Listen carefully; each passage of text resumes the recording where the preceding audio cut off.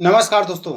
स्वागत है आप सभी का हमारे चैनल भक्ति ज्ञान में। दोस्तों आज मैं आपको भगवान श्री कृष्ण के जन्म की कथा सुना रहा हूँ। भाद्रपद कृष्ण अष्टमी को श्री कृष्ण जन्माष्टमी कहते हैं, क्योंकि यह दिन भगवान श्री कृष्ण का जन्म दिवस माना जाता है। इस तिथि की घनघोर अंधेरी आधी रात को रोहिणी नक्षत्र में मथुरा के कारागार में वासुदेव की पत्नी देवकी के गर्भ से भगवान श्री कृष्ण ने जन्म लिया था। यह तिथि उसी शुभ घड़ी की याद दिलाती है और सारे देश में बड़ी धूमधाम से मनाई जाती है। द्वापर युग में भोजवंशी राजा उग्रसेन मथुरा में राज्य करता था। उसके आतताई पुत्र कंस ने उसे गद्दी से उतार दिया और स्वयं मथुरा का राजा बन बैठा।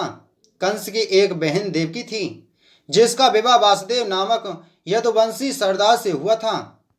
एक समय कंस अपनी बहन देवकी को उसकी ससुराल पहुंचाने जा रहा था। रास्ते में आकाशवाणी हुई, हे कंस, जिस देवकी को तू बड़े प्रेम से ले जा रहा है उसी में तेरा काल बसता है। इसी के गर्भ से उत्पन्न 8वां बालक तेरा वध करेगा। यह सुनकर कंस वसुदेव को मारने के लिए उद्यत हुआ।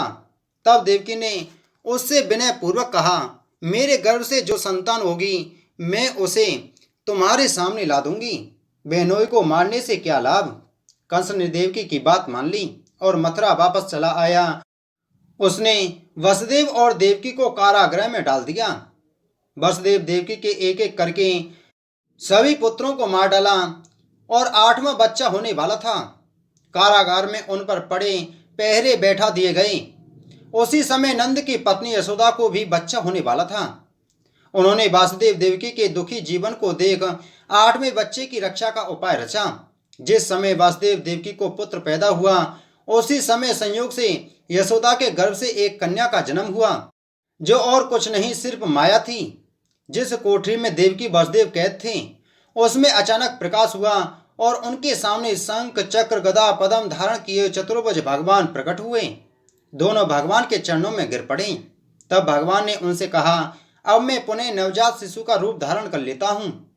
तुम मुझे इसी समय अपने मित्र नंद जी के घर वृंदावन में भेज आओ और उनके यहाँ जो कन्या जन्मी है उसे लाकर कंस के हवाले कर दो। इस समय वातावरण अनुकूल नहीं है, फिर भी तुम चिंता न करो। जागते हुए पहरेदार सो जाएंगे, कारागृह के फाटक अपने आप खुल जाएंगे और उफनती अथाह यमुना तुमको पार जाने का मार्ग दे देगी। उसी समय वसुदेव नवजात शिशु रूप श्री कृष्ण को सूप में रखकर कारागृह से निकल पड़े और अथाह यमुना को पार कर नंद जी के घर पहुंचे। वहां उन्होंने नवजात शिशु को यशोदा के साथ सुला दिया और कन्या को लेकर मथुरा आ गए। कारागृह के फाटक पुनः बंद हो गए। अब कंस को सूचना मिली कि वसुदेव देवकी को बच्चा पैदा हुआ है। उसने बंद गृह में जाकर देवकी के हाथ से नवजात कन्या को छीनकर पृथ्वी पर पटक देना चाहा, परंतु वह कन्या आकाश में उड़ गई और वहां से कहा, अरे मूर्ख, मुझे मारने से क्या होगा। तुझे मारने वाला तो वृंदावन में जा पहुंचा है। वह जल्द ही तुझे तेरे पापों का दंड देगा, वह जल्द ही तेरा अंत करेगा।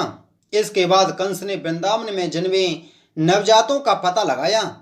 जब यशोदा के लाला का पता चला तो उसे मारने के लिए कई प्रयास किए, कई राक्षसों को भी भेजा, लेकिन कोई भी उस बालक का बाल भी बांका नहीं कर पाया। तो कंस को यह एहसास हो गया कि नंद बाबा का बालक ही वसुदेव देवकी की 8वीं संतान है। कृष्ण ने युवावस्था में कंस का अंत किया। इस तरह जो भी यह कथा पढ़ता या सुनता है उसके समस्त पापों का नाश होता है। बोलो श्री कृष्ण भगवान की जय।